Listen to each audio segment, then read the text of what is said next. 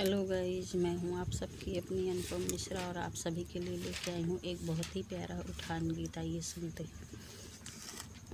अटरिया पे काग बोले बड़ा निके लागे, अटरिया पे काग बोले बड़ा निके लागे, साजन की अम्मा मेरी ओ सासू लागे, साजन की अम्मा मेरी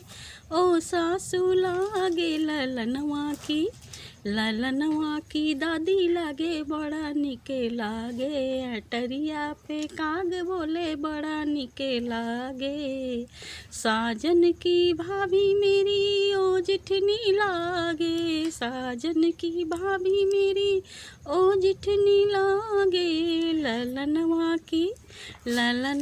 की ताई लगे बड़ा निके लागे, ललनवा की ताई लगे बड़ा निके लागे, अटरिया पे काग बोले बड़ा निके लागे, साजन की बहना मेरी ओ ननदी लागे, साजन की बहना मेरी ओ ननदी लागे, ललनवा